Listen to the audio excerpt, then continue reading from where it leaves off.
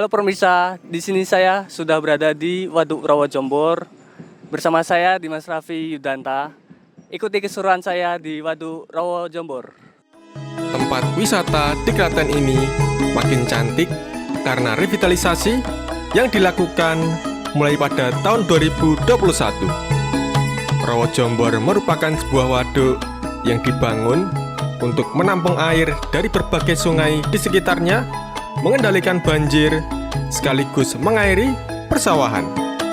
Namun pesona Rawa Jombor membuat banyak warga sekitar hingga wisatawan berbondong-bondong ke objek wisata ini. Berikut ini tanggapan dari pengunjung Waduk Rawa Jombor. Saya sering berwisata di tempat ini karena tempatnya masih alami dan belum banyak orang yang tahu. Jadi minim polusi kendaraan. Menurut saya tempatnya cukup enak dipandang, lebih tepatnya karena dulu kondisinya nggak seperti ini. Kalau sekarang udah mulai tertata rapi dari segi infrastruktur ya, penataan jalan, udah mulai ada pagar-pagar. Dulu kan nggak ada pagarnya tuh, masih berbentuk pohon-pohon sebelah row itu loh, kan berbahaya itu ya buat pengunjung juga. Kadang ada yang sampai jatuh apa gimana gitu kan. Sekarang udah pembatasnya pagar, jadi kan aman gitu. Terus untuk wisatanya ya masih berupa kapal ya. Ramainya hari apa? Sama jam berapa ya? Kalau ramai itu biasanya weekend itu ya, weekend malam minggu atau enggak hari libur lah, tanggal merah ya. Ramainya tuh antaranya ya sore habis asar sampai malam.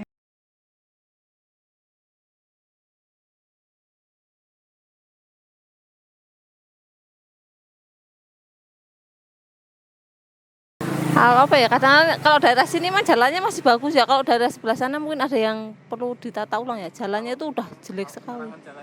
Kalau penerangannya ada lampu lampu jalan udah ada. Dulu kan nggak ada dulu. Kurang apa enggak? Ya ini udah cukup lah ya. Orang sebelahnya kan warung-warung, nanti ada penerangan tambahan.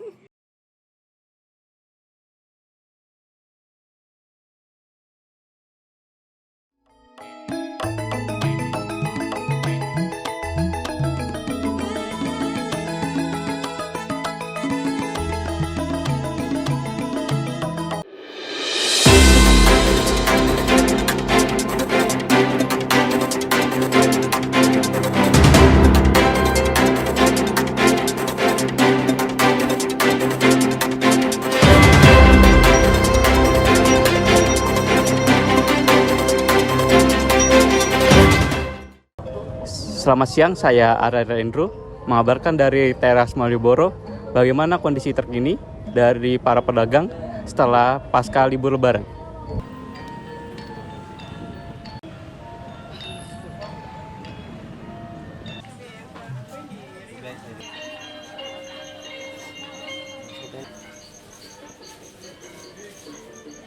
Permisi Mbak, boleh minta waktu sebentar?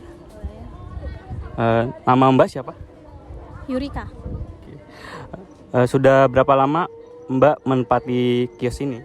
Sudah 1 tahun. Oke. Adakah perbedaan yang signifikan dari pembeli yang datang ke lapak Mbak setelah libur Lebaran? Iya. Seberapa signifikannya? Ya sekitar 50%. Menurut Mbak sendiri, apakah pendapatan Mbak meningkat atau menurun setelah libur Lebaran? Menurun sih. Menurun. Seberapa? 50%. 50. Makasih Mbak.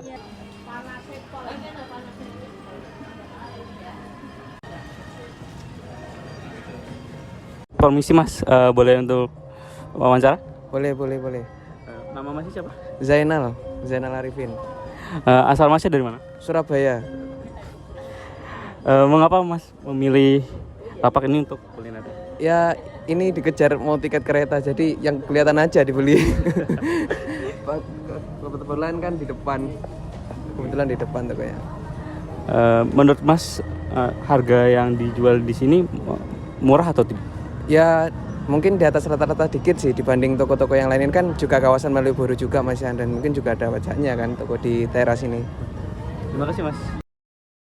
Demikian liputan dari saya yang berada di teras Malioboro. Semoga informasi ini bermanfaat bagi pemirsa. Saya Ararya Indro Pamukti, Lampu Kabar mengabarkan.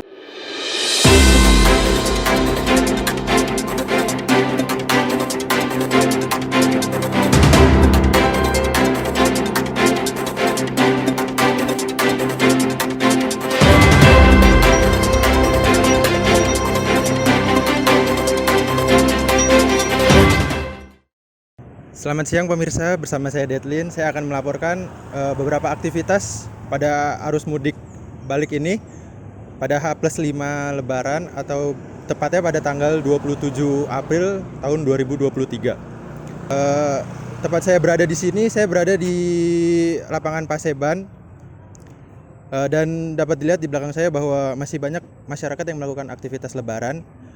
Dan masih banyak juga masyarakat yang melakukan arus balik pada H+5 ini seperti halnya Mas Faris. Soalnya setelah H+5 ini jalannya kan semakin sepi, jadi semakin enak untuk pulang. Kalau saya pulang habis Lebaran, misal H+1 atau H+2 itu jalan raya masih ramai. Kalau mudik tahun lalu ya itu masih dibatasi kan karena ada COVID, jadi nggak bisa liburan. Ya, kalau tahun sekarang kan udah bebas, setelah pulang bisa, maksud saya setelah mudik bisa liburan bareng keluarga. Kalau saya yang tahun lalu kan cuma di rumah, kalau tahun sekarang bisa liburan ke pantai. Menyarankan kalau mau mudik itu jauh dari hari H ya, supaya bisa menghindari macet. Dan juga kalau mau pulang mudik bisa jauh dari Lebaran, misal ya kayak saya ini H+5. Dan itu pemirsa, tradisi mudik Lebaran ini ternyata juga membawa keuntungan bagi para UMKM yang berada di sekitaran lapangan Paseban ini, di mana mereka mengungkapkan bahwa kedatangan atau keberadaan para pemudik ini memberikan mereka keuntungan yang ganda. Berikut ini saya lihatkan beberapa wawancara bersama pelaku UMKM yang berada di lapangan Paseban, Bantul. Mudik termasuknya lumayan dua kali lipat malah lebih, Mas. Untuk beberapa tiada naiknya. Mas, kalau menurut saya pemudik yang sekarang jelas sangat berpengaruh untuk pedagang kecil seperti kami. Ya kalau berbicara keuntungan, betul kita sama, Mas. Maksudnya kalau keuntungan apa? Kita tuh terus Lebaran kok bukannya terus memanfaatkan untuk kita naikin harga. Enggak, kalau kita enggak berani, kita kan enggak beda. Kalau mungkin yang naik kayak warung makan apa bisa ya. Gini kan kita enggak mungkin mah negatif.